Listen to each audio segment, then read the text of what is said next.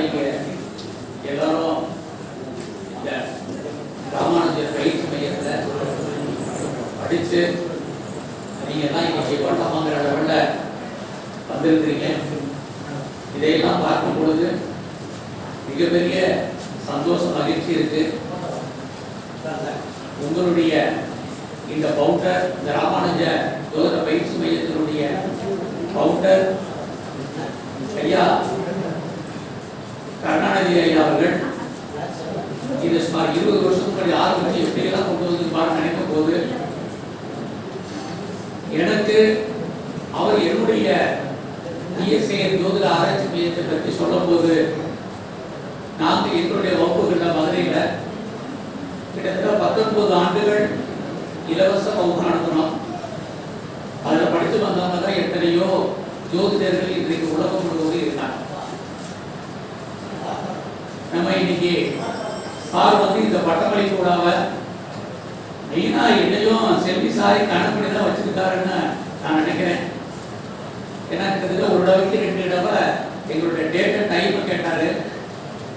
அதுக்கு தகுந்த மாதிரி தான் 6 ஞாயிற்றுக்கிழமை உங்களுக்கெல்லாம் இந்த பட்டமளிப்பு விழாவை அவர் செலக்ட் பண்ண நினைக்கிறேன். எது எப்படி இருந்தாலும் நீங்க எல்லாம் ஜோதிடத்துல இப்ப இங்க நிறைய பேர் ஜோதிடரா இருப்பீங்க. முதல்ல இந்த பயிற்சி மையத்தினுடைய ஆசிரியர்களுக்கு என் வணக்கத்தை சொல்லிக்கிறேன். ஏன்னா ஒரு பயிற்சி மையத்துல நம்ம ஆசிரியராக இருக்கிறது ஒரு பெரிய விஷயம். நான் இந்த இடத்துல ஒரு விஷயத்தை முக்கியமா சொல்லணும். என்னுடைய குருநாதர் PS ஐயர், நீங்க எல்லாம் கேள்விப்பட்டிருக்கீங்களோ இல்லையோ தெரியாது, இந்தியாவினுடைய புகழ்பெற்ற ஜோதிட மாமேதை. நான் வாழ்க்கையில ஒரு 2 பேரை பார்த்துதான் ரொம்ப குழம்பப்பட்டிருக்கேன், அறிவையும் ஆற்றலையும். அதுல என்னுடைய குருநாதர் ஒருத்தர். கிட்டத்தட்ட அவருக்கு ஒரு 13 லாங்குவேஜ் தெரியும். ஜோதிடத்தில் மிகப்பெரிய மேதையாக இருந்தவர். அவரு எந்த மாநாட்டிலையுமே நான் இன்னும் மாணவன் தான் சொல்வார். அதனால நான் இன்னைக்கு உங்க முன்னாடி இப்படி நிற்கிறேன்னா என்னுடைய குருநாதரை நான் இன்னைக்கு நினைச்சு பார்க்கறது உண்டு. ஒவ்வொரு நாளும் என் குருநாதரை நான் நினைக்கிறது உண்டு. ஏன்னா ஜோதிட துறைக்கு இன்னைக்கு எவ்வளவோ விஞ்ஞான வளர்ச்சி நம்ம தனி மனிதனுடைய வாழ்க்கையில நிறைய மாற்றத்தை செஞ்சிருக்கு. நம்ம இருந்த இடத்துல இருந்தே இப்ப ஜோதிடம் படிச்சுட்டு இருக்கிறோம். அப்படிப்பட்ட ஒரு காலகட்டத்தில் ஒரு 38-40 வருஷத்துக்கு முன்னாடி ஜோதிடமே ஒரு மரிய ரகசியமாக, தெய்வ ரகசியமாக, தேவ ரகசியமாக, சிதம்பர ரகசியமாக இருந்த காலத்துல எங்க குருநாதர் எங்களுக்கு நடத்தினாரு. அவர்கிட்ட நாங்க படிக்கும் போது அவ்வளவு கஷ்டப்பட்டு படித்தோம். இன்றைக்கு சார் ஒரு வருத்தமான சொன்னாரு, சர்டிபிகேட் கொடுக்கறதுக்கு கூட நீங்க யாரும் வரல, பணம் கட்டி நீங்க படிக்கும் போது இவ்வளவு லேட்டுன்னா நான் ஃப்ரீயா சொல்லி கொடுத்துறேன். அந்த காலத்துல எப்படி வச்சிருப்பாங்க பாருங்க. பாடம் சொல்லி கொடுக்குற நான் 10 மணிக்கு இருப்பேன் கிளாஸ்ல. இன்றைக்கு எப்படி செருப்பை நீங்க எல்லாம் வெளியில செப்பலை போட்டு வரீங்களோ அது மாதிரி அன்னைக்கு எங்க ஸ்கூல்ல நாங்க செப்பல் வெளியே போட்டு தான் உள்ள என்ட்ரி ஆகணும். அப்படி எங்க குருநாதருடைய கண்டிஷன் ஸ்கூல்ல தான் நடத்தினார். எந்த ஸ்கூலை பார்த்தாலும் எனக்கு நான் படிச்ச படிப்பு ஞாபகம், நான் படித்த அந்த ஜோதிடம் தான் எனக்கு ஞாபகத்துக்கு வருது. அப்படி இருந்த காலகட்டங்கள்ல ஏதோ நீங்க ஜோதிடத்தை படிச்சிருக்கிறீங்க, இன்னும் நீங்க படிச்சுட்டு இருக்கிறீங்க. இங்க யாருக்குமே ஜோதிட மாமேதை இல்லை. முதல்ல இதை கொடுத்துருங்க. நான் இவ்வளவு வருஷம் படிச்சிருக்கேன்னா நானும் உங்களை மாதிரி மாணவனாக தான் இருக்கேன். இன்னும் எனக்கு தேடுதல் என்பது நிறைய இருந்துகிட்டே இருக்கு. வாழ்க்கையில ஒவ்வொரு ஜாதகமும், நான் ஒவ்வொரு வேலையிலையும் சொல்றது உண்டு, இங்கேயும் அதான் சொல்றேன். ஒவ்வொரு ஜாதகமும் எனக்கு ஒரு படிப்புனையை சொல்லிக்கிட்டே இருக்கு. அது மாதிரி தினங்கள் நம்ம ஆராய்ச்சி பண்ணி பார்த்துக்கிட்டே இருக்கோம். ஏதோ ஜாதகம் பார்த்தோம், ஜாதகம் சொன்னோம் அப்படிங்கிற மாதிரியான சூழ்நிலை நம்ம இந்த காலத்தில் இருக்கக்கூடாது. நீங்க இங்க ஜோதிடர்கள் நிறைய பேர் இருக்கலாம், ஜோதிட ஆசான்கள் இருக்கலாம், ஜோதிட மாணவர்கள் இருக்கலாம், ஜோதிட அபிமானிகள் இருக்கலாம், ஜோதிடத்தை ஆராய்ச்சி மனப்பான்மையோடு பண்ணக்கூடியவங்க இருக்கலாம். இதுல என்னதான் இருக்குன்னு படிக்கிறதுக்காக வந்தவங்க இருக்கலாம். நீங்க யாராக இருந்தாலும் இந்த துறைக்குள்ள வரணும்னா உங்க ஜாதகத்துல ஏதாவது ஒரு கிரகம் வேலை செய்யணும். எல்லாருக்கும் எத்தனை கிரகம் வேலை செய்யுங்கிறது ஜோதிடர்களுக்கு 12 பாவமும் 9 கிரகம் வேலை செஞ்சுக்கிட்டே. இதை நீங்க அவசியம் புரிஞ்சுக்கணும். உங்க வாழ்க்கையில நீங்க நடக்கக்கூடிய ஒவ்வொரு நிகழ்வுகளையும் நீங்க ஜோதிடத்தோடு இணைத்து ஜோதிடத்தோடு கனெக்ட் பண்ணி பார்த்துக்கிட்டே இருக்கணும். காலையில நம்ம எந்திரிக்கிறோம்னா லக்னம் வேலை செய்யும், தூங்குறோம்னா 12ஆம் நாள் தூங்குற வரைக்கும் ஒவ்வொரு விஷயத்தையும் நீங்க ஜாதகத்தோட கனெக்ட் பண்ணி பாருங்க. அப்படி பார்த்தாதான் உங்களுக்கு ஒரு ஆராய்ச்சியுடைய முடிவு தெளிவா கிடைக்கும். நான் அடுத்து எல்லா மாநாட்டையும் மீட்டிங்லையும் கிளாஸ்லையும் சொல்றது முரண்பாடுகளின் மொத்த உருவம் ஜோதிடம். முதல்ல இதை தெரிஞ்சுக்கிங்க. ஜோதிட மாதிரி ஒரு முரண்பாடான விஷயம் உலகத்திலே கிடையாது. அதுக்கு ஒரு உதாரணம், அந்த காலத்துல நம்ம நீங்க படிச்சிருப்பீங்க இல்ல கேள்விப்பட்டிருப்பீங்க, சப்த ரிஷிகள் ஒரு ஜாதகத்தை எடுத்து பலன் சொல்லுவாங்க. 7 ரிஷிகள் அவங்கெல்லாம் ஒரு ஜாதகத்தை எடுத்து அனலைஸ் பண்ணி நீங்க பார்த்துருப்பீங்க, அல்லது நீங்க கேள்விப்பட்டிருப்பீங்க. பழைய நூல்களை தேடிப்பாங்க. அதுல ஒரு ஜாதகத்தை 7 ரிஷிகள் ஆராய்ச்சி சொல்வாரு, இவருக்கு இந்த கிரகம் உச்சமா இருக்கு, இவருக்கு இந்த பலனை செய்யுங்க. அது ஒரு இன்னொரு ரிஷி சொல்வாரு, இந்த கிரகம் இவருக்கு உச்சமானாலும் இந்த மாதிரியான பலன்களை செய்யுங்க. இப்படி ஒரு ஜாதகத்தை சப்த ரிஷிகள் ஆராய்ச்சி பண்றாங்க. அவங்களே ஒரு முடிந்த முடிவு வந்து வர முடியல. ஆனா நம்ம இங்க என்ன பண்றோம், ஜாதகத்தை வாங்கினோடனே கடவுள் மாதிரி பேச ஆரம்பிக்கிறோம். அப்படிதானே பேசுறான். இதோட லைஃப்ல வந்தோடனே நம்ம எல்லாரும் என்ன ஆயிட்டோம், கடவுள் ஆயிட்டோம். நான் தான் எனக்கு செஞ்ச ஆடை இல்லைங்கிற மாதிரியான ஒரு எண்ணத்துக்கு வந்துடும். இது முதல்ல தவறான ஒரு நம்மளுடைய சிந்தனைகள் அணுகுமுறைகள். இதை மாற்றணும். முதல்ல கிரகங்கள் வலிமையானது, நாம் அத்தனை பேரும் சாதாரண மனிதர்கள். இந்த அடிப்படை உண்மையை நீங்க தெரிஞ்சுக்கிட்டீங்கன்னா தான் நீங்க அடுத்த ஸ்டெப்புக்கு போக முடியும். முதல்ல நமக்கு எல்லாம் நம்ம ஜோதிடம் படிக்கணும் அப்படின்னு அல்லது பாடத்தை எடுக்கிறோம் அப்படின்னு சொன்ன உடனே நமக்கு என்ன ஆர்வம் வரும்னா, நீங்க யார்கிட்ட சொன்ன உடனே அவங்க உடனே ஜாதகத்தை கொடுப்பாங்க, பலன் சொல்லுவாங்க. நம்ம அப்படியே ஜாதகத்தை வாங்கி கையில வச்சுக்கிட்டே இருப்போம். எங்க ஆரம்பிக்கிறது எங்க முடிக்கிறதுன்னு நமக்கு தெரியாது. இதுதான் யதார்த்தமான உண்மை. அடுத்தபடியாக நம்ம ஜோதிடம் படிக்கும் போது என்ன பண்ணுவோம்னா, முதல்ல நம்ம ஜாதகத்தை அனலைஸ் பண்ணுவோம் கையில வச்சுக்கிட்டு, அப்புறம் நம்ம ஃபேமிலி ஜாதகம், அப்புறம் நம்ம குடும்ப ஜாதகம், அப்புறம் நம்முடைய நண்பர்கள் ஜாதகம் இதை வச்சுக்கிட்டு ஜாதகம் நம்ம சொல்லிட்டு அதை பார்த்துட்டு இருக்கோம். நடைமுறையில நாம ஜோதிடத்தை படிக்கிறதுக்கும் பலன் சொல்றதுக்கும் என்டையர்லி டிஃபரெண்ட் இருக்குங்கிறத மறந்துடுறாங்க. அந்த காலத்துல நம்ம குருமார்கள் சொன்னதுக்கும் இன்றைக்கு இருக்கக்கூடிய இந்த விஞ்ஞான வளர்ச்சியில நம்ம பேசுறதுக்கும் நிறைய வித்தியாசங்கள் உண்டு. அன்றைக்கு பாட்டிய கல்வி இன்னைக்கு பார்த்தோம்னா ஒர்க் அவுட் ஆகுமான்னா கண்டிப்பா ஒர்க் அவுட் ஆகாது. ஏன்னா இன்றைக்கு விஞ்ஞானம் மாறிக்கிட்டே இருக்கு. தனி மனிதனுடைய வாழ்க்கையும் மாற்றம். எல்லா துறையும் வளர்ற மாதிரி ஜோதிட துறையும் வளரும். நமக்கெல்லாம் தெரியும், இங்கே நீங்க ஜோதிடம் படிக்கிறீங்கன்னா முதல்ல நீங்க படிக்கக்கூடிய முறை எத்தனை முறை இருக்குன்னு உங்களுக்கு தெரியும். ஜோதிடத்துல பாரம்பரியமான முறை, அதுதான் நம்ம எல்லாம் ஃபாலோ பண்ணக்கூடிய இந்தியன் அஸ்ட்ராலஜி, இந்திய ஜோதிடம். அதுக்கு அடுத்தபடியாக இன்னொரு அஸ்ட்ராலஜி இருக்கு, மேற்கத்திய ஜோதிடம், வெஸ்டர்ன் அஸ்ட்ராலஜி. இந்திய ஜோதிடத்திலே நிறைய உட்பிரிவுகள் இருக்கு. இருந்தாலும் நம்ம எல்லாம் இந்தியாவில் இருக்கக்கூடிய நம்ம எல்லாம் ஃபாலோ பண்றது நம்ம ஜோதிடத்தின் தந்தை பராசர மகரிஷி அவருடைய சிஸ்டத்தை தான் நம்ம எல்லாம் இப்ப ஃபாலோ பண்ணிட்டு இருக்கோம். பராசர ஜோதிடம் அவருடைய சிஸ்டத்தை தான் நம்ம இந்தியா முழுக்க ஃபாலோ பண்றோம். அது இந்திய ஜோதிடம். நம்ம இந்திய ஜோதிடத்துல நிறைய இருக்கு.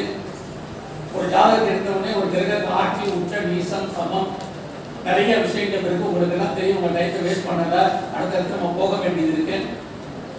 ஆக இதெல்லாம் நம்ம தெரிந்து கொள்வது இந்திய முறை. அதுல இந்திய முறையில நமக்கு மெயினா நம்ம பார்க்கறது கிரகங்களுடைய பார்வை, ஆஸ்பெக்ட்ஸ். ஆக கிரக பார்வைக்கு நம்ம முக்கியத்துவம் கொடுப்போம். உங்களுக்கு எல்லாம் தெரியும் என்னென்ன பார்வை என்ன. ஆனா மேற்கத்திய ஜோதிடத்துல, வெஸ்டர்ன் அஸ்ட்ராலஜில கிரக பார்வைகள் என்பது இல்லை. அங்க என்ன அப்படின்னா, மெயினா ஒரு கிரகத்துக்கும் இன்னொரு கிரகத்துக்கும் இருக்கக்கூடிய இடைவெளி, டிஸ்டன்ஸ்.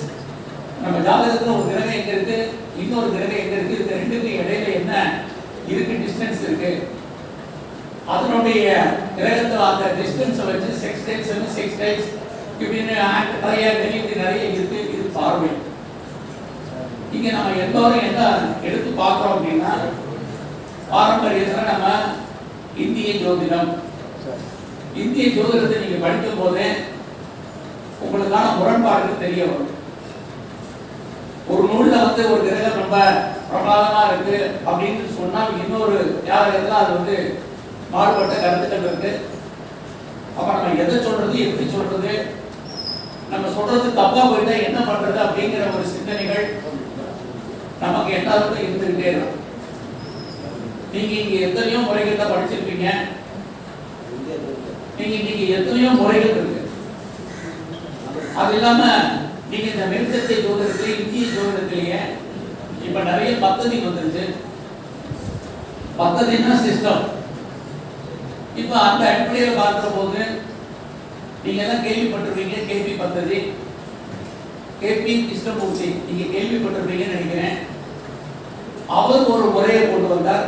அதுதான் கேபி சிஸ்டம்னு பேரு. அதுக்கு கேபி கிருஷ்ணமூர்த்தி பத்ததின்னு பேரு. அதை சுருக்கி தான் நம்ம கேபி சிஸ்டம்னு சொல்றோம். நீங்க இங்க எத்தனை பேருக்கு கேபி சிஸ்டத்தை முழுமையா படிச்சிருப்பீங்க அப்படின்னு எனக்கு தெரியாது.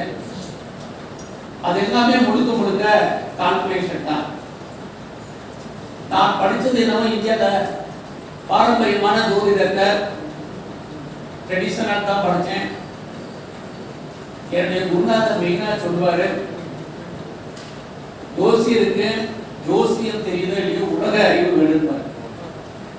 ஸோ உங்களுக்கு வந்து எவ்வளவு தூரத்துக்கு நீங்க நாலேஜை டெவலப் பண்றீங்களோ அந்த அளவுக்கு நீங்க வாழ்க்கையில ஜெயிக்க முடியும். வெறும் ஜோசியத்தை படிச்சுட்டு இருந்தீங்கன்னா உங்களுக்கு முடியாது. உலக அளவில் உங்களுடைய நாலேஜ் இருக்கணும். அப்பதான் உங்க கேட்கிற கேள்விக்கு நீங்க பதில் சொல்றதுக்கு உங்களுக்கு ஐடியா கிடைக்கும். அது மாதிரி இந்த கேள்வி சிஸ்டத்துல நான் படிச்சது பாரம்பரியமாக இருந்தால் கூட நான் சொன்னது என்னவோ முழுக்க கேட்பீங்க. அனுபவம்னா நம்ம வயசுன்னு சொன்னாரு, ரொம்ப டூ மச்சா சொல்றாருன்னு நினைக்கிறேன். பார்த்து சொல்றாரு. ஆமா, பரவாயில்ல இருக்கட்டும். ஏன்னா நமக்கு வந்து மிகப்படுத்தி சொல்றாலும் ஒன்றும் இல்லை. நான் இருந்தாலும் இந்த மாதிரிலாம் சொல்லுவாங்கிறதுக்காக தான் நான் சொன்னது. நான் வந்து இன்னும் மாணவன் தான் சொல்றேன். நான் இன்னும் உங்களை மாதிரி தான் படிச்சுட்டு இருக்கிறேன். இன்னைக்கு வரைக்கும் நான் படிச்சுட்டு தான் இருக்கேன். சரி, நம்ம வந்து இப்போ நீங்கள் வந்து ஒரு ஜாதகத்தை பார்க்குறீங்க. அந்த இந்த ஜாதகத்தை பார்த்தா நம்ம எப்படி பலன் சொல்றது, நீங்கள் இங்கே வந்து சார் எப்படி சொல்லி கொடுப்பாருங்கிறதையும் எனக்கு சொல்லி இருக்கிறாரு. ஒரு 8 மணி நேரம் ஞாபகப்படுத்திருக்கிறாரு. இங்கே நீங்கள் வந்து பாரம்பரியத்தில் ட்ரெடிஷ்னல் மெத்தடில் ஒரு கிரகம் ஆட்சி உச்சம் நீசம் அப்படின்லாம் நீங்கள் நிறைய படிச்சிருப்பீங்க. நடைமுறையில் இதெல்லாம் எந்த அளவுக்கு சரியா வரணும் உங்களுக்கு தெரியுமா அப்படிங்கிறது நீங்களே யோசிக்கணும். முதல்ல நல்ல விஷயம் பேசுவோம். குரு பகவானை பற்றி பேசுவோம். ஒரு ஜாதகத்துல குரு பகவான் உச்சமானா நம்ம என்ன சொல்லுவோம்? வாழ்க்கையில அவர் மிகப்பெரிய வெற்றி அடைவார், நன்மை அடைவார், யோகத்தை அடைவார். குரு ஜாதகத்தில் நல்லா இருக்கார் அப்படின்னு சொல்லுவோம். ஆனா நடைமுறையில குரு பர்டிகுலர் டிகிரியில இருந்தா மட்டும்தான் உச்சம். இது உங்களுக்கும் தெரியும், எனக்கும் தெரியும். அந்த பர்டிகுலர் டிகிரியில இருக்கக்கூடிய ஜாதகத்துக்கு மட்டும்தான் நம்ம அந்த மாதிரியான பலனை சொல்லணுமே ஒழிய நம்ம ஆர்வத்துக்காக பலன் சொல்லிக்கிட்டு இருக்கிறோம். இதுதான் யதார்த்தமான உண்மை. அதனால இது மாதிரியான கருத்துக்கள் எல்லாம் நம்ம அவாய்ட் பண்ணிட்டு, உதாரணத்துக்கு ஒருத்தருக்கு ஜாதகத்தில் சனி நீசம், நம்ம என்ன சொல்லுவோம்? ஜாதகத்தில் சனி நீசம் அப்படின்னா அவருக்கு ஆயுள் தோஷம், ஆயுள்ல ப்ராப்ளம், நோய் இருக்கும், இப்படி நிறைய விஷயங்கள் சனி காரகத்துவம் தான் எடுத்து பேசுவோம். நடைமுறையில அப்படிலாம் உண்டானா உங்களுக்கே தெரியும் அந்த மாதிரிலாம் இல்லை. ஏன்னா ஜாதகத்துல சனி பகவான் கிட்டத்தட்ட ஒரு ராசியில சுமார் 2.5 வருஷம். சார் நீங்க ஜோதிட பார்க்கும் போது எப்பயுமே சொல்லணும், சுமார்ங்கிற வார்த்தையை சேர்த்துக்கிட்டே வரணும். ஏன்னா சனி பகவானுடைய ஒரு ரவுண்டு நமக்கு நல்லா தெரியும். எத்தனை வருஷம்? ஒரு ரவுண்டு 30 வருஷம் நம்ம பேசுவோம். ஆனா அஸ்ட்ரானமிக்கலா வானசாஸ்திர பிரகாரம் 29 ஆண்டுகள் தான் சரியான டைம். அதனாலதான் சனி பகவான் பக்ரம் அவர் அத்தனை நிவர்த்தி இதெல்லாம் நீங்க கால்குலேஷன் பண்ணி பாருங்க. 29 ஆண்டுகள் தான் சரியாகும். குரு பகவான் பாத்தீங்கன்னா திடீர்னு கடந்த காலத்துல பாத்தீங்கன்னா 4 மாசத்துக்கு மீன ராசியில இருந்தா அப்புறம் மாறிட்டார். அப்ப அது பயிற்சியை நம்ம எடுத்துட்டு இருக்கோம். ஆக இதையெல்லாம் நீங்க கணக்கில் எடுத்துங்க. ஆக இது மாதிரி கிரக ஆட்சி அல்லது உச்சம் அல்லது நீசம் இப்படிலாம் நம்ம பலன் பார்த்தோம்னா பலன் சொல்வதற்கு சரியா வருமானு நீங்களே அனலைஸ் பண்ணுங்க. கண்டிப்பா அதெல்லாம் ஒத்து வராதுங்கிறது உங்களுக்கும் தெரியும், எனக்கும் தெரியும். அப்ப எதுதான் நமக்கு கரெக்ட்? ஒரு கிரகம் உச்சம்னா பர்டிகுலர் டிகிரி, ஒரு கிரக நீசம்னா பர்டிகுலர் டிகிரியில் இருந்தாதான் உச்ச நீசம். அதை வச்சுதான் நம்ம பலன் சொல்றோம். இங்க நான் என்ன முறையில பாக்குறேன், என்னுடைய வெற்றி உங்களுக்கு தேவையில்லை. நான் வாழ்க்கையில் எவ்வளவோ ஜெயிச்சிருக்கேன், அதெல்லாம் இந்த வகுப்புக்கு தேவையில்லை. அதே சமயத்தில் என்னுடைய தோல்வி உங்களுக்கு எல்லாம் ஒரு பாடமாகவும் படிப்படியாகவும் இருக்கணும். இதுதான் ரொம்ப ரொம்ப முக்கியம். என்னுடைய தோல்வியிலிருந்து நான் என்ன கத்துக்கிட்டேன், நம்மளாம் எங்க தோக்கணும் ஜோதிடர்கள் அப்படிங்கிறது இருக்கு. நேரம் இருந்தா இன்னொரு சந்தர்ப்பத்தில் சொல்றேன். இப்ப நீங்க எத்தனையோ விதமான பலன்களை நீங்க பாரம்பரியத்துல படிச்சுட்டு இருக்கிறீங்க. இப்ப நான் கிருஷ்ணமூர்த்தி பத்ததி தான் நான் பார்த்து பலன் சொல்றேன். இந்த கிருஷ்ணமூர்த்தி பத்ததி என்ன பண்ணாரு இதுதான் உங்களுக்கு இப்ப முதல்ல தெரியணும். நம்மெல்லாம் பாரம்பரியத்துல பேசும்போது மெயினா ஒரு விஷயத்தை பத்தி பேசுவோம். என்ன பேசுவோம் அப்படின்னா, ஒரு ஜாதகத்துல 159 நல்லா இருந்தால் அந்த ஜாதகர் எவ்வளவு இது இருந்தாலும் மீண்டு வருவார்.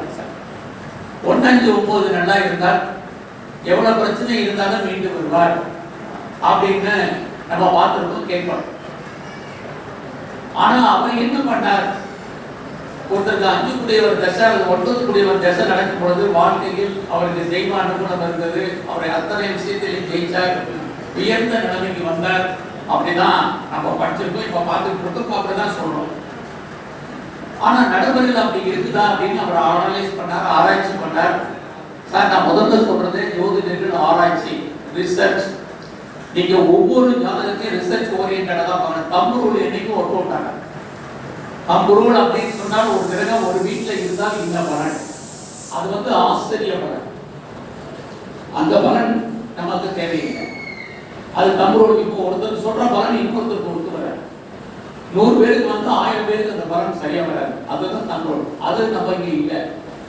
எந்த காலத்துக்கும் என்றாலும் எப்பயுமே பொருந்தக்கூடிய விஷயங்களை மட்டும்தான் நீங்க ஜோசியர்கள் பேசணும். நான் உங்களுக்கு முதல்ல சொன்னேன், ஜோசியர்களுக்கு ஜோதிடம் படிக்கிறீங்களோ உலக அறிவு வேணும். நாலேஜ் எவ்வளவு தூரம் டெவலப் பண்றீங்களோ அவ்வளவு அளவு நல்லது. ரெண்டாவது, ஜோதிடம் நீங்க படிக்கும் போது நீங்க ரொம்ப முக்கியமான ஒரு விஷயத்தை தெரிஞ்சுக்கணும். பாவ காரகத்துவம், கிரக காரகத்துவம், இது ரெண்டுமே ரொம்ப ரொம்ப முக்கியமான ஒரு விஷயம் ஜோதிடத்துல. நீங்க உங்களுக்கு ஜோசியம் தெரியுதோ இல்லையோ, பாவ காரகத்துவம் கிரக காரகத்துவம் தெரிஞ்சாதான் நீங்க ஜோதிடத்தை படிக்க முடியும், ஜோதிடத்தை பார்க்க முடியும், ஜோதிடத்தை சொல்ல முடியும். இல்லைன்னா கண்டிப்பா நீங்க யாரும் சொல்ல முடியாது. ஏன் அப்படின்னா, எந்த ஒரு விஷயத்தை உலகத்துல யார் கேள்வி கேட்டாலும் அதுக்கு நமக்கு என்ன வேணும் அப்படின்னா, அந்த விஷயத்தை உள்வாங்கி அது சம்பந்தப்பட்ட கிரகம் அல்லது பாவம் இதை பத்தி பேச தெரியும். இது தெரியல அப்படின்னா நீங்க ஜோதிடம் சொல்வதற்கு நமக்கு தகுதி இல்லைன்னு அர்த்தம். நான் ஆரம்பத்துல சொன்ன மாதிரி ஜோசியத்துல நம்ம என்ன பண்றோம், கடவுள் மாதிரி பேசிட்டு இருக்கோம். நமக்கு தெரிஞ்சோ தெரியல அனுப்பி விட்டுட்டு இருக்கோம். இதெல்லாம் சரியா வருமானா? கண்டிப்பா சரியா வராது. வாழ்க்கை என்பது வாழ்வதற்கு நம்ம ஒண்ணு யாரும் கடவுள்கிட்ட பிரமா இல்லை. நம்ம தேடி வர்றவங்க ஏதோ நமக்கு ஒரு சொல்யூஷன் கிடைக்கும், நமக்கு ஒரு தீர்வு கிடைக்கும்னு வர்றாங்க. அந்த தீர்வை நம்ம கரெக்டா சொல்லணும். எது ஒன்றாக இருந்தாலும் எப்பயுமே தெரிஞ்சுங்க, மனித மனம் ஆறுதல். ஜோதிடத்துல 195% ஆறுதலுக்கு தான் சொல்லுவாங்க. ஆனா நடைமுறையில அது மாதிரி இல்லாம நீங்க உள்ளதை சொன்னால் மட்டும்தான் சிறந்த ஜோதிடராக நீங்க இருக்க முடியும். இதுல நீங்க மறந்துடவே கூடாது. இந்த கேஎஸ் கிருஷ்ணமூர்த்தி என்ன பண்ணார் அப்படின்னா, நம்ம பாரம்பரியத்துல 1:9 தெய்வானுகூலம் இஞ்சி பரணை செய்யும் அப்படின்னு பார்த்தோம். 1:4 7 கேந்திர ஸ்தானங்கள் பார்த்தோம். அது மாதிரி தசாபுக்திகள் நடந்தா நம்ம வாழ்க்கையில ஜெயிப்பாங்கன்னு பார்த்தோம். இது நம்ம இன்னைக்கு வரைக்கும் பாரம்பரியத்துல சொல்லிட்டு இருக்கோம். ஆனா கேஎஸ் கிருஷ்ணமூர்த்தி என்ன கண்டுபிடிச்சாருன்னா, 5-9 உடையவர் தசை ஆண்டு ஒருத்தருக்கு வந்து 5 உடையவர் தசை நடக்குது. அப்ப அவருக்கு என்ன நடந்துட்டு இருக்கு அப்படின்னு பார்த்தா, மெயினா அவருடைய வேலை போயிடுச்சு. அவர் பார்த்துட்டு இந்த தொழிலை விட்டு வெளியே வந்துட்டாரு. அவருடைய பணம் லாஸ் ஆயிடுச்சு. அவருடைய உழைப்பு வேஸ்டா போச்சு. அவர் உயர்ந்த பதவியில் இருந்தாலும் சும்மா இருக்கிற மாதிரியான ஒரு காலகட்டங்கள். அவர் வந்து ஐடியலா இருப்பதற்கான சிச்சுவேஷன் உருவாகும். இதுதான் அவர் கண்டுபிடிச்சாரு. நம்ம என்ன பார்க்கிறோம் அப்படின்னா, முதல்ல ஒருத்தர் என்னதும் கேட்கிறாங்க, நீங்க ஜோதிடம் பாக்குறீங்க, நீங்க ஜோதிடம் பார்க்க ஆரம்பிச்ச உடனே ஒருத்தர் கேட்பாங்க. இப்ப இந்த ஜோதிடம் பார்க்கக்கூடிய காலகட்டத்தில் உங்கள்கிட்ட ஒருத்தர் கேள்வி கேட்கிறாரு. என்ன கேட்கிறாங்கன்னா, நான் காம்படிட்டிவ் எக்ஸாமினேஷன் எழுதியிருக்கேன், பாஸ் பண்ணோம்னா அப்படின்னு எங்கேயோ ஒருத்தர் கேட்கிறாங்க. ஒண்ணு அவங்க ஜாதகம் உங்க கையில இருக்கணும்.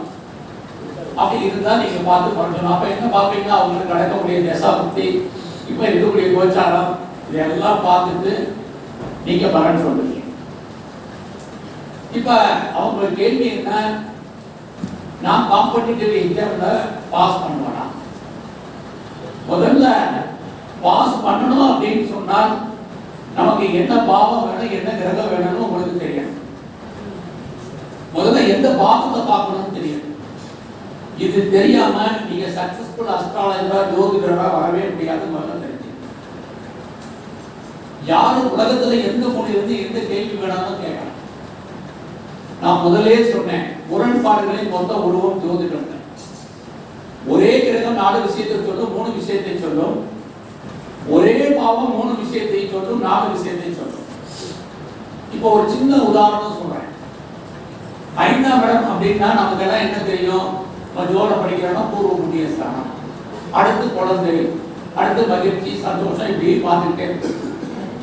5ஆம் இடம் அப்படின்னா ஒரு 300 காரகத்துவம்.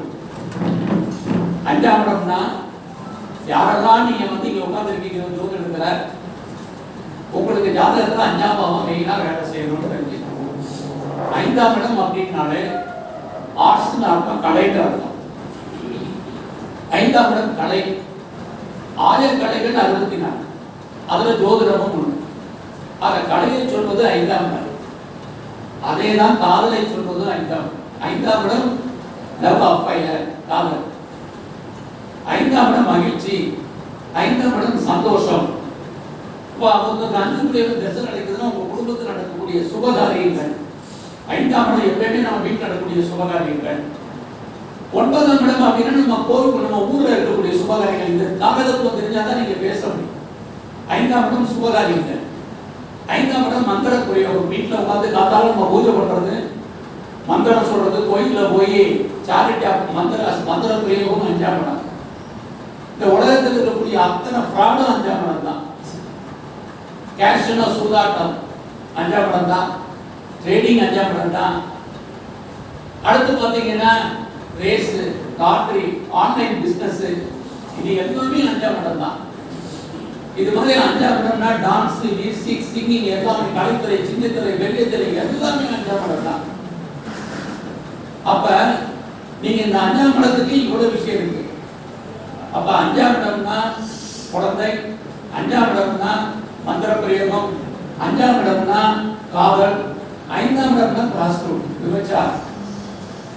அப்ப ஒருத்தர் கேள்வி கேட்கிறாங்க, இதுல நம்ம 5ஆம் இடத்தோட தொடர்பு கொடுத்து பார்க்கணும். ஒருத்தர் கேட்கிறாங்க, நான் கலைத்துறையில பெரிய லெவல்ல பண்ணுவேனா அப்படின்னு கேட்டா, நீங்க முதல்ல எந்த பாவத்தை பார்க்கணும்? 5ஆம் பாவத்தை பார்க்க தெரியும். பாவம் முதல்ல வரணும், அப்புறம் கிரகம் வரணும். இதை கரெக்டா நீங்க உள்வாங்கதான் வரன்னு சொல்ல முடியும். இது தெரியல அப்படின்னா நீ 5ஆம் பாவம்னா உடனே குருவை பார்க்கறது. நமக்கு என்ன ஜோதிடர்களை காப்பாத்துறதே 2 கிரகம் தான். ஒண்ணு குரு, இன்னொன்னு சனி பகவான். நம்ம 7 சனி, கண்ட சனி, அஷ்டம சனி, இதையே நம்ம சொல்லிட்டு இருந்தோம்னா ஜெயிக்க முடியாது. அவங்க அவங்க வாட்டி பண்ணிட்டு இருக்கட்டும். அதோட குரு அஷ்டம குருவா இருக்காரு, ஆறுல குருவா இருக்காரு அப்படின்னு சொல்லிட்டு இருக்கட்டும். நீங்க அதை பத்தி எல்லாம் கவலைப்படாது. நமக்கு தேவை வெற்றி. அவங்க என்ன கேட்டுருக்காங்க, இன்டர்வியூல நான் காம்படிட்டிவ் எக்ஸாம்ல செலக்ட் ஆகலாம். அப்ப நம்ம வெற்றி அடையணும் அப்படின்னா நம்ம ஜாதகத்துல என்ன பாவம் என்ன கிரகம் தேவை. இப்ப நான் மறுபடியும் 5ஆம் பாவத்துக்கு வர்றேன். 5ஆம் இடம்னா இவ்வளவு விஷயத்தை நமக்கு ஜோதிடத்தை உள்ளடக்கி. அப்ப ஒருத்தர் கலைத்துறையில நான் பிரகாசம் பண்ணா நீங்க 5ஆம் பாவத்தை பார்க்கணும். ஒருத்தர் நான் ரொம்ப பேர் இருக்கு, என்னுடைய லவ் சக்சஸ் ஆகணும்னா 5ஆம் இடத்தை பார்க்கணும். நான் கோயில்ல பூஜை பண்ணுவேன்னா கோயில்ல நான் டெய்லி நித்திய பூஜை பண்ணுவேன்னா 5ஆம் இடத்தை பார்க்கணும். இப்படி எந்த பாவம் கேள்விக்கு எந்த பாவத்தை பார்க்கணும். மெயினா 5ஆம் இடம் குழந்தைகள். ஸோ இது எல்லாம் தான் 5ஆம் இடம். இங்க நம்ம வந்து ஒருத்தர் கேள்வி கேட்கிறாரு, இன்டர்வியூல நான் செலக்ட் ஆவேன்னா எப்பயுமே 6ஆம் இடம் வெற்றி ஸ்தானம். இதை நீங்க மறந்துடக்கூடாது. நம்ம பாரம்பரியத்தில் படிக்கும் போதே என்ன படிப்போம், 6ஆம் இடம் அப்படின்னாலே ரோணம் ரோகம் சத்துரு எதிரி இப்படிதான் நம்ம படிச்சுக்கிட்டே இருக்கோம். எடுத்தோடனே 6னா நோய், 6னா கண்ணன், 6னா எதிரி, 6னா ரோணம் ரோகம் சத்துரு எதிரி வந்து வடக்கு வீடு கெட்டதாக பேசிக்கிட்டே வரும். இங்க நீங்க நல்லா தெரிஞ்சுக்கங்க, ஜோட 12 பாவம் நல்ல பாவம், 12 பாவம் கெட்ட பாவம். முதல்ல இது நீங்க தெரிஞ்சுக்கினால ஜோதிடர் சொல்றது. அடுத்து 9 கிரகங்கள் நல்ல கிரகங்கள், 9 கிரகங்களும் கெட்ட கிரகங்கள். 27 நட்சத்திரமும் நல்ல நட்சத்திரங்கள் தான், 27 கெட்டதா சார். இதுதான் நீங்க புரிஞ்சுக்க வேண்டிய விஷயம். குரு நல்லவர் நீங்க நினைச்சீங்கன்னா ஏமாந்து போவீங்க, சனி கெட்டவர் நினைச்சீங்கன்னா ஏமாந்து போவீங்க. இதை முதல்ல நீங்க இந்த கிரக காரகத்துவம் பாவ காரகத்துவம் கண்டிப்பா தெரியணும். ஒவ்வொரு கிரகத்துடைய குணாதிசயங்கள் உங்களுக்கு தெரியும். நீங்க ஒவ்வொருத்தரும் ஒரு இதில் நீங்க பிறந்திருப்பீங்க, ஒரு ஜாதியில பிறந்திருப்பீங்க, ஒரு இனத்துல பிறந்திருப்பீங்க. உங்களுக்குன்னு ஒரு கேரக்டர் இருக்கும். அது உங்களை அறியாமலே ஏதோ ஒரு சந்தர்ப்பத்தில் என்ன பண்ணுவீங்க, வெளிப்படுத்தி கொண்டே இருப்பீர்கள், எக்ஸ்போஸ் பண்ணுவீங்க. இதேதான் கிரகங்கள், வேற ஒன்றுமே தெரியாது. இப்ப நீங்க குரு நல்லவர் அப்படின்னு எடுத்துக்கிட்டீங்கன்னா ஜோடியாக்ல நான் சொல்றது ஜோடியாக் நீங்க காலபுருஷ தத்துவம் எப்படி படிக்கிறீங்கன்னு எனக்கு தெரியல. நான் வந்து இப்ப ஜோடியாக்னு சொல்றேன். ஜோடியாக்ல 9 12 கூடியவர் குருவுடைய வீடு தனுசு மீனம்.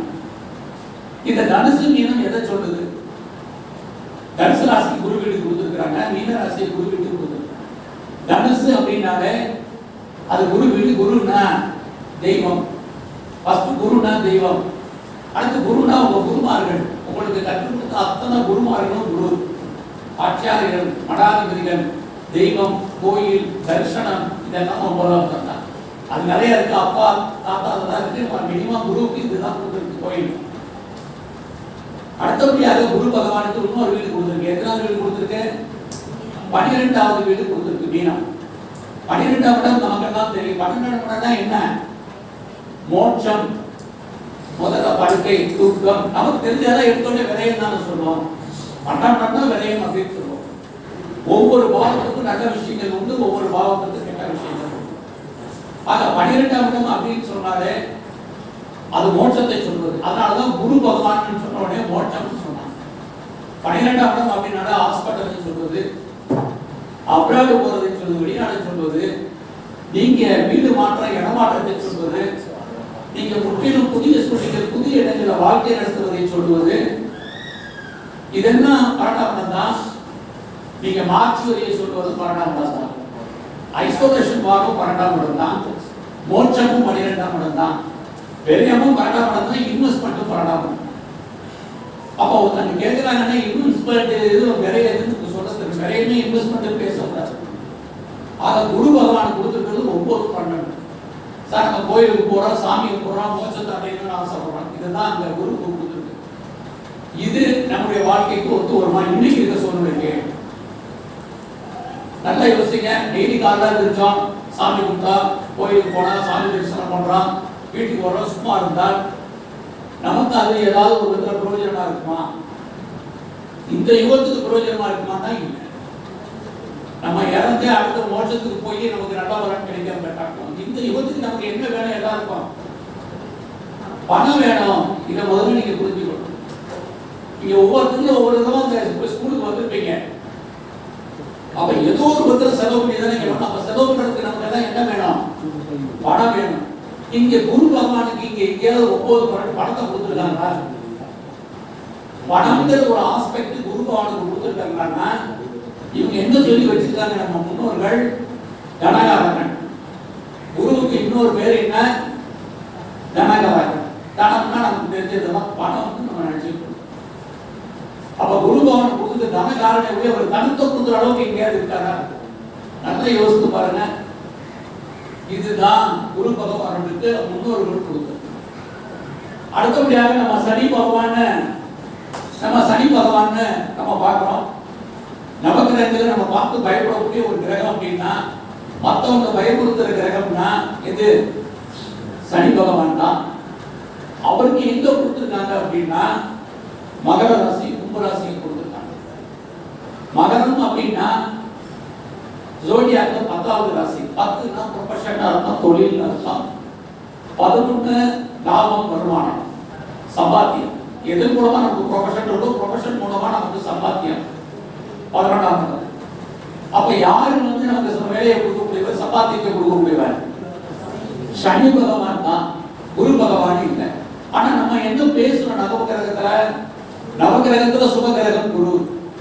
குரு பார்க்க கோடி தோஷம் தான் நீங்கன்னு சொல்லிருக்கு. குரு இருக்க தோஷம் நீங்கன்னு எங்கேயும் சொல்லணும். அப்ப எது நமக்கு எவ்வளவு வாழ்க்கைக்கு உகந்த கிரகம்னு நம்மளே முடிவு பண்ணணும்.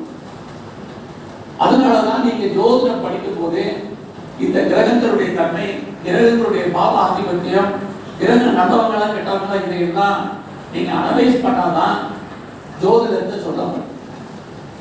நான் ஜோதிடத்துல எவ்வளவு டிஃபரன்ஸ் இருக்குங்கிறத மட்டும் உங்களுக்கு சொல்லிக்கிட்டே தான் வரேன்.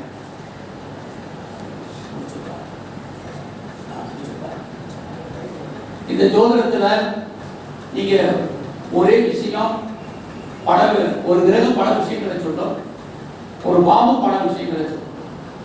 இப்போ உதாரணத்துக்கு நம்ம குரு எடுத்துக்கிறோமா, நம்மனா நகைக்கு, நம்மனா தங்கத்துக்கு காரணம் எதை சொல்லுவான்? முதல்ல எடுத்த உடனே குரு தான் கோல்டு. அடுத்தபடியா சுக்கிரன் நம்ம என்ன சொல்லுவோம்? ஃபர்ஸ்ட் தடவை சொல்லிங்க, எடுத்த உடனே வெள்ளி. அடுத்து டைமண்ட்.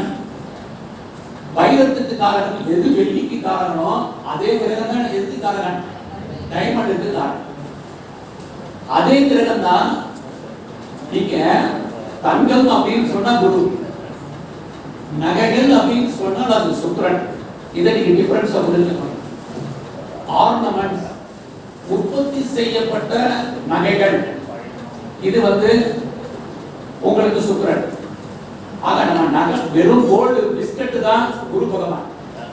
ஆக நகைகள், நம்ம போடக்கூடிய நகைகள், வைரம், வெள்ளி, அது போக நட்சத்திர கற்கள், நம்ம நவரத்தினங்களை பத்தி பேசுறோம்ல, அது சுக்கிரன். எதெல்லாம் ஸ்டோன் இருக்கோ, கல் இருக்கோ, அதெல்லாம் சுக்கிரன். அப்ப சுக்கிரனுக்கு எத்தனை காரகத்துவம் இருக்குன்னு பாருங்க. ஒருத்தர் கோல்டு பிசினஸ் பண்ணணும்னு நினைக்கிறாங்கன்னா நம்ம அவர் உற்பத்தி எப்பயுமே நீங்க தெரிஞ்சுங்க, எந்த ஒரு பிசினஸ் பண்ணாலும் ப்ரொடக்ஷன் சைடு ஒன்று, சேல்ஸ் சைடு ஒன்று. ப்ரொடக்ஷன் ஒன்று இருப்பாங்க, சேல்ஸ் ஒன்று இருப்பாங்க. ஆக உற்பத்தி 4, சேல்ஸ் 3. நீங்க இந்த பாவம் காரணம் கிரகத்துவம் தெரிஞ்சாலுடைய நீங்க யாருக்கும் எதுவும் பேச முடியாது, பலன் சொல்ல முடியாது. உங்களை நீங்களே முதல்ல நீங்க டெவலப் பண்ணணும், அப்டேட் பண்ணிக்கிட்டே நிறைய படிக்கணும், நிறைய கிளாஸஸ் அட்டன் பண்ணுங்க, நிறைய ஜூம் மீட்டிங் அட்டன் பண்ணுங்க, நிறைய படிங்க, நிறைய நீங்க முதல்ல குழம்புங்க. நீங்களே முதல்ல குழம்பிக்கிட்டே இருக்கணும். அப்பதான் உங்களுக்கு ஒரு தெளிவான கிடைக்கும். வாழ்க்கையில அந்த காலத்துல நாங்கெல்லாம் கஷ்டப்பட்டு படிச்சது ஒரு தெளிவான முடிவுக்கு வந்தோம். இப்போ ஏற்கனவே நேரம் டைம் ஆயிடுச்சு. அதனால என்னுடைய வாழ்த்துக்கள் உங்களுக்கு பெருசு இல்லை. ஏன்னா உங்களை வாழ்த்துவதற்கு எனக்கு அனுபவம் இல்லை, வயசு இல்லை. ஆனாலும் ஜோதிடத்தில் ராமானுஜர் பயிற்சி மையத்தில் படித்த அத்தனை மாணவர்களும் நம்ம சகோதரர் செல்வி ஐயா சொன்னாரு, நண்பர் சொன்னாரு, எல்லோரும் யோசேன்னு சொல்றதே ஒரு காலத்துல கேவலமா இருந்த காலத்துல இன்றைக்கு மதிப்பு மரியாதையோட அவர் சொன்ன மாதிரி கட்டில வெத்தலை பார்த்து பூ வச்சு கொடுக்கக்கூடிய ஒரு தொழில் அது நம்ம தொழில் தான் சொன்னாரு. அப்படிப்பட்ட தொழில்ல நீங்க தான் மிகச்சிறந்த ஒரு ஜோதிட வல்லுநராக வரணும். நான் காலையில எப்படியெல்லாம் உங்களுக்கு சொல்லியிருக்கிறேன். கூடிய வரைக்கும் அதெல்லாம் நீங்க ஃபாலோ பண்ணுங்க. நீங்க ஜோதிடருக்கு ஜோதிட அறிவு இருக்கு, உலக அறிவு உங்களுக்கு ரொம்ப முக்கியம். அப்படிப்பட்ட அறிவை நீங்க டெவலப் பண்ணுங்க. உலகத்துல எங்க இருந்து எந்த மூலையிலிருந்து யார் எப்படி கேள்வி கேட்பாங்கன்னு தெரியாது. அதுக்கெல்லாம் நீங்க பலன் சொல்றதுக்கு நீங்க ரொம்ப தயாரா உங்களை ப்ரிப்பேர் பண்ணிக்கோங்க. இந்த ஜோதிடம் படிக்க படிக்க மறக்கும், மறக்க நீங்க படிச்சுக்கிட்டே இருக்கணும். டெய்லி நீங்க படிக்கணும். நம்முடைய நடைமுறை வாழ்க்கையோட நீங்க ஒத்து போகணும். ஒவ்வொரு ஜாதகத்தையும் ஆராய்ச்சி மனப்போட பாருங்கன்னு சொல்லி நீங்க எல்லாம் இன்னும் மிகப்பெரிய ஜோதிட மாமேதியா வரணும். அதுக்கு எல்லாம் இல்ல அந்த ராமானுஜர் என் அன்னை அபிராமி உங்களுக்கு எல்லாம் துறை இருக்கும்னு வாழ்த்தி வணங்கி விடைபெறுகிறேன். நன்றி, வணக்கம்.